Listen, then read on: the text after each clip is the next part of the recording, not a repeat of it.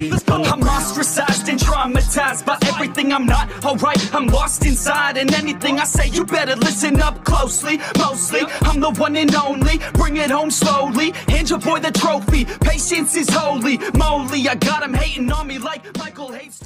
Yo, konnichiwa. Di video kali ini gue bakal ngebahas lanjutan dari pembahasan Tensura. Dan ini tuh udah masuk di volume 13. Tapi sebelum lanjut ke videonya, buat kalian semua yang baru bergabung atau baru mampir ke channel ini, bisa bantu channel ini dengan cara klik tombol like, tombol subscribe, juga nyalain loncengnya agar kedepannya video-video di sini juga semakin membaik lagi. Dan kalau ada salah dalam penyampaiannya, mohon dimaafin. Yaudah, nggak usah lama-lama, kita langsung aja yuk gas ke videonya. Cerita dimulai. Scene pertama menampilkan pemikiran Gadra yang menyadari bahwa Rudra telah tiada. Dia merasa orang yang berada di dalam tubuh Rudra adalah orang yang berbeda. Karena menurut Gadra, Rudra nggak mungkin melakukan hal seperti ini. Di sisi lain, Yuki dan Kazarim saat ini berada di kantornya. Yuki berkata, dia tuh mendapat info dari Gadra bahwa masa Yuki punya kemiripan dengan Kaisar Rudra. Mendengar hal ini, Kazarim pun jadi kaget karena misteri ini tuh nggak bisa mereka pahami. Yuki pun mengingat pertemuan pertamanya dengan Masayuki, yang artinya Masayuki itu tidak terpanggil ke dunia ini karena dia berkata, segera setelah saya kembali, saya udah ada di sini. Kata-kata ini tuh emang bingungin, tapi ya udahlah. Saat ini mereka tuh nggak punya waktu untuk mikirin hal ini karena di sisi lain mereka juga harus tahu siapa yang membunuh Gadra. Saat itu Kazarim pun berkata, kemungkinan itu adalah Letnan Kondo. Yuki pun memahami jika itu memang Tatsuya Kondo, dia pasti bisa melakukannya. Dan kemungkinan pengkhianat di kubu mereka adalah orang yang mereka kenal sendiri. Dan sepertinya Yuki juga udah tahu siapa orangnya. Namun di sisi lain, tentara kekaisaran sekarang telah melintasi perbatasan. Meski beberapa pasukan udah menyambut mereka, tapi Rimuru merasa dia tuh harus berdiskusi dengan pihak timur. Pihak timur telah berhenti dan keluar dari formasi mereka dengan total pasukan 700.000. Di sini Diablo pun berkata, "Kufufufu, semuanya di bawah kendalimu tuanku." Sedangkan pasukan kekaisaran saat ini mendirikan tenda 30 km dari kota Rimuru. Karena itu, Soemos dan sistem Argos bisa mengumpulkan informasi dengan sangat jelas tentang besarnya kekuatan musuh saat ini. Dan peta pasukan musuh juga berhasil diciptakan. Benimaru pun berkata, mereka mengira lebih baik dari kita, makanya mereka meremehkan kita dengan berkemah di sana. Diablo pun berkata, "Kufufu, aku juga berpikir begitu, tapi 30 km adalah jarak yang sangat indah. Mereka telah menciptakan gabungan sihir untuk menjadikan zona aman. Tapi sihir kayak gitu ya ditiup aja juga langsung hancur." Yang artinya bagi sosok Diablo, mereka semua hanyalah orang yang sangat lemah. Rimuru pun bertanya, bagaimana pendapat Soe tentang kekuatan tentara musuh? Soe pun menjawab, kebanyakan dari mereka adalah peringkat B. Tapi kekuatan kelompok secara keseluruhan gak bisa diremehkan karena mereka semua adalah prajurit yang sangat profesional yang telah dilatih dengan sangat baik dan diberi peralatan terbaik. Bahkan mereka tuh punya taktik yang melampaui kekuatan bangsa barat. Soe pun berkata, sekalipun itu adalah Benimaru, jika Benimaru melepaskan penjara api hitamnya, menembus pertahanan sihir mereka juga nggak bakalan mudah. Karena kekuatan tempur gabungan mereka setara dengan kelas A, yang artinya jika dalam satu kelompok yang berisi 20 orang dihitung satu kelas A, mereka berarti punya 35.000 pasukan kelas A. Itu akan jadi lawan yang sangat berbahaya. Makanya mereka harus menggunakan labirin. Diablo pun berkata, "Kufufufu, biarkan saja mereka menyerang labirin. Tapi tenang aja, semuanya pasti akan berjalan seperti yang Tuan Rimuru inginkan." Dan di sini Rimuru pun menyadari sesuatu. Dengan mereka menyerang labirin, Rimuru bisa menyebarkan kekuatan perang mereka. Rimuru pun saat itu berkata, "Aku senang memiliki pasukan seperti kalian." Dan singkat cerita, di ruang kendali, Rimuru pun mulai melihat siaran di dekat kerajaan Duergon. Dan di sana ada 2000 kereta dengan jarak 30 km dari pusat kota Duergon. Sepertinya teknologi kereta sihir kekaisaran juga telah meningkat dari yang Rimuru tahu. Di sisi lain, dari layar terlihatlah pasukan Gupta dan Gabir yang saat ini berada di dalam gerbang Duergon. Mereka juga mulai menjalankan tugas mereka, sedangkan Rimuru mulai merasa harus menghubungi Raja Gazel untuk memberitahu beberapa hal karena pasukan Rimuru akan segera turun ke medan perang. Dan karena itu, Rimuru pun langsung menelpon menggunakan mesin nyanyian ajaib yang telah Vesta kembangkan. Perangkat ini tuh mirip seperti komputer yang prinsipnya akan menguatkan jaringan pikiran untuk melakukan komunikasi. Min, kenapa nggak pakai telepati? Ya kemungkinan Raja Gazel nggak bisa melakukannya. Jadi meskipun Gazel bisa mendengar kata-kata dari Rimuru, dia nggak bakal bisa ngejawab. Singkat cerita, saat ditelepon, Rimuru pun berkata, "Mos, aku Rimuru. Bisakah aku bicara dengan Raja Gazel?" Orang yang menjawab pun meminta Rimuru menunggu sebentar. Namun mendengar hal ini, Sion pun berkata meminta Tuan Rimuru menunggu. Itu adalah hal yang sangat tidak sopan. Di sini Diablo pun bertanya, kenapa Tuan Rimuru tidak membawa Raja Gazel kemari? Tapi nggak lama, telepon pun telah tersambung. Rimuru pun berkata kalau dia punya sesuatu yang harus dikonfirmasi tentang tugas dalam pertarungan. Gazel pun berkata, saat ini gerbang sebelah timur kota Duergon telah diblokir oleh tentara kekaisaran. Rimuru pun langsung mengarahkan Argos ke wilayah kekaisaran. Gazel juga telah mengirim utusan ke kekaisaran, tapi gagal. Jadi mereka akan menunggu kekaisaran menyerang terlebih dahulu. Dia pun kemudian bertanya, apa rencana Rimuru? Rimuru pun saat itu langsung menampilkan info yang didapatnya tentang tentara kekaisaran yang telah memasuki Tempest tanpa persetujuan. Dan Tempest saat ini sudah siap membantai mereka. Makanya Rimuru tuh mau memeriksa bagaimana keadaan di Duergon dan negara yang lain. Mendengar hal ini, Gazel pun berkata, akhirnya Rimuru terlihat seperti seorang raja. Itu sangat bagus. Aku senang dengan cara berpikirmu. Gazel juga berkata, kami kekuatan bersenjata Duergon akan mengambil bagian dalam perang sebagai sekutu Jura Tempest. Rimuru pun berkata, terima kasih dan kami akan melakukan yang terbaik. Tapi sebelum itu, mereka masih mencoba mengirimkan utusan dan pembicaraan itu berakhir. Setelah itu, Rimuru pun berniat mengirim Testarossa untuk menjadi utusan ke sana dan langsung menyampaikan hal ini kepada Raja Gazel. Dan saat itu, di dalam gerbang kerajaan Duergon ada 15.000 tentara. Kemudian, legium pertama yang dipimpin oleh Gupta dengan 12.000 pasukan, serta legium ketiga yang dipimpin oleh Gabir sekitar 3.000 pasukan. Pasukan Duergon saat ini juga telah siap dengan The Dwarf Knight yang memiliki 7 unit dengan 2 unit sihir. Para pemimpin pasukan mereka akan memperkuat pertahanan kota mereka. Dan saat itulah dibangun dinding tanah di sana. Kemudian mereka pun memperkuatnya menjadi besi. Dan dalam sekejap 3 dinding pertahanan langsung terbangun dengan pasukan bersenjata lengkap di sana. Kebetulan saat itu Legium Gupta dan Gabir lagi beristirahat. Bahkan Testarossa dan Ultima lagi minum teh di sana dengan Veron sebagai pelayannya. Zonda pun kemudian datang membawakan makanan dan sesi makan pun terjadi karena agak lama. Jadi gua cepetin. Dan singkat cerita, Rimuru pun memanggil Testarossa lewat komunikasi pikiran.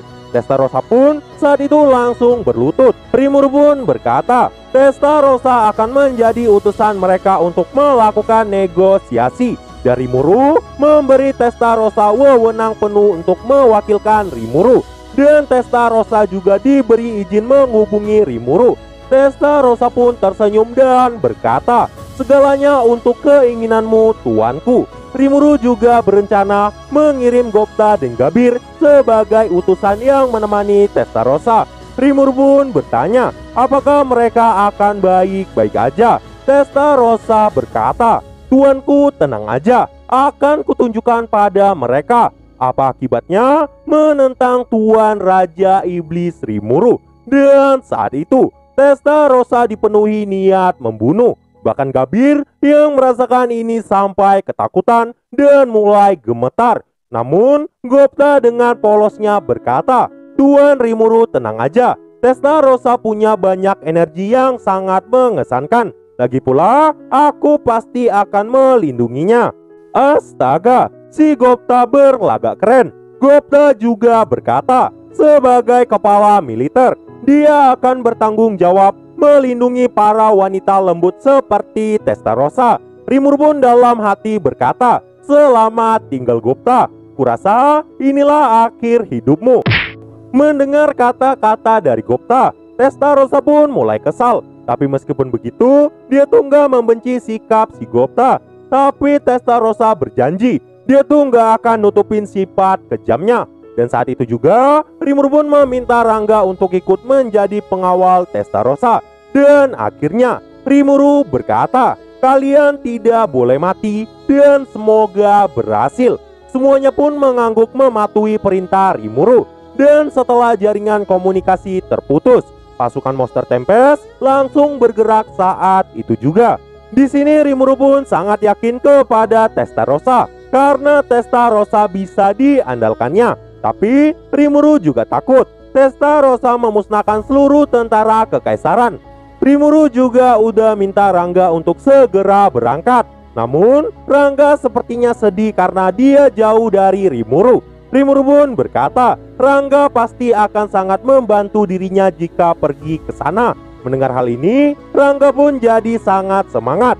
Dia pun langsung gunain spaceship untuk mempercepat perpindahannya ke sana. Rimuru juga udah siap melakukan perang jika negosiasi gagal. Kotanya udah pasti akan diisolasi di dalam labirin. Di sisi lain, terlihatlah Letnan Jenderal Geist dan Letnan Jenderal Kalgurio yang sedang menikmati suasana medan perang. Di sini, Geist tuh seneng banget dengan adanya perang. Dia pasti akan jadi terkenal. Apalagi kerajaan Dwargon merupakan negara yang gak pernah kalah selama 1000 tahun. Jika Geist berhasil, udah pasti dia akan dipuji oleh Kekaisaran Timur sebagai pahlawan yang muncul dalam sejarah. Dia gak merasa akan kalah karena Geist punya kekuatan tempur yang mengerikan. Bahkan ada 2000 pasukan Magic Guild Chariot. Bahkan Geist juga berniat menggantikan Kalgurio sebagai pemimpin militer suatu hari nanti. Ambisinya memang terlalu besar. Dan di sini diketahui Geist tuh punya skill unik player. Itu adalah kemampuan yang bisa mengendalikan suara dan menganalisa situasi yang didengarnya. Bahkan Geist tuh bisa memanipulasi gelombang suara dengan menggunakan meriam supersonik untuk menghancurkan musuhnya. Dan gak lama Geist pun berkata kepada pasukannya, "Kita kedatangan tamu. Pasukan Raja Iblis Rimuru telah bergerak." Dan saat itu suaranya udah mulai dekat. Mereka pun langsung mengaktifkan Magic Guild Cannon untuk berjaga-jaga. Dan saat itu terlihatlah Rangga. Geist tertawa dan meremehkan Rimuru. Saat jaraknya udah mencapai 10 meter, Rangga berhenti. Dan muncullah Testarossa di atas punggungnya. Geist terdiam karena dia tuh sama sekali nggak bisa mendeteksi kedatangan dari Testarossa. Dia pun kena mental. Dan dalam hati Geist berkata, "Ini mustahil. Suara wanita ini tidak bisa aku dengar. Aku cuma bisa mendengar detak jantungnya yang sangat menakutkan." Dan saat itu Gupta dan Gabir juga telah sampai. Geist berkata kepada Testarossa, "Apa kau adalah utusan dari Raja Iblis Rimuru? Dan untuk apa kau kemari?" Testarossa pun tersenyum dan berkata, "Salam semuanya. Namaku adalah Testarossa. Tanah ini adalah milik Raja Iblis Rimuru. Aku kesini untuk menyampaikan perkataan tuanku yang ingin kalian kembali ke negara kalian. Geass pun mulai ketakutan dengan kehadiran dari Testarossa. Dan tiba-tiba Testarossa pun melambaikan tangannya, dan dalam sekejap dinding api langsung muncul di depan mereka. Dan setelah api menghilang, tanah hangusnya berubah menjadi kristal dengan garis lurus. Testarossa berkata, "Aku sudah membuat batas. Jika kalian gak mau mati, jangan pernah melewati garis itu." Kata-kata itu Testarossa ucapkan sambil memainkan rambutnya. Kemudian Testarossa pun berjalan pergi karena negosiasi telah selesai. Ini tuh bikin Geass sangat murka. Dia pun berkata, "Kau pikir siapa yang kau lawan?" Geass pun saat itu langsung memerintahkan semua penembak jitu. Dan saat itu juga tembakan dari senjata ajaib dilepaskan dan langsung mengarah pada Testarossa. Bahkan pelurunya telah dipadatkan dengan magic elemental yang dikenal dengan sebutan Great Flaming Spire. Geass tertawa karena peluru itu akan segera mengenai Testarossa. Namun Testarossa tersenyum. Peluru supersonik yang sangat mengerikan dihancurkan Testarossa dengan jari telunjuknya. Setelah itu Testarossa berkata, "Jawaban yang sangat indah. Kalau begitu, mari kita berperang." Geass sebenarnya udah sangat panik, tapi dia nggak mau mundur. Dia pun berkata, yang Testarossa lakukan hanyalah ilusi. Perang telah dimulai. Kekaisaran telah melewati batas yang dibuat Testarossa. Namun di tempat lain, Ramirez, Veldora, dan Rimuru lagi melihat kejadian itu. Dan pada akhirnya ibu kota Rimuru langsung dipindahkan ke dalam labirin. Di sini Ramirez pun merasakan kehadiran orang lain. Dia pun langsung minta trainee untuk melihatnya. Rimuru pun dengan sigapnya langsung bertanya kepada Zoe apakah ada cara untuk mengatasi para penyusup. Zoe berkata, "Tuan Rimuru tenang aja, karena semua telah terkendali. Karena pasukan Blue Shadow Zoe telah bergerak. Pasukan Gale juga telah membantu penduduk melarikan diri. Dan sebentar lagi, kemungkinan labirin juga akan diserbu." Rimuru telah mendapat info dari Gadra. Kekaisaran Timur telah memodifikasi tentaranya. Bahkan pasukan mereka bisa bergerak tanpa makan dan minum selama seminggu. Tapi Rimuru masih yakin labirin gak bakal bisa ditembus. Rimuru pun langsung kembali memantau Testarossa, Gupta, dan Rangga. Rimuru berkata, apa mereka akan baik-baik aja. Rimuru tuh gak mau bawahannya ada yang mati lagi. Dan saat itu Benimaru yang ada di sana berkata, "Tuanku tenang aja, ini udah pasti akan baik-baik aja." Dan saat itu Benimaru pun minta pasukan pertama dan ketiga menggunakan skill unik Generalissimo dari Benimaru. Teror Tempest pun dimulai. Legium Hijau langsung bergerak dari belakang musuh dengan memasuki hutan dan pohon-pohon sebagai perisai.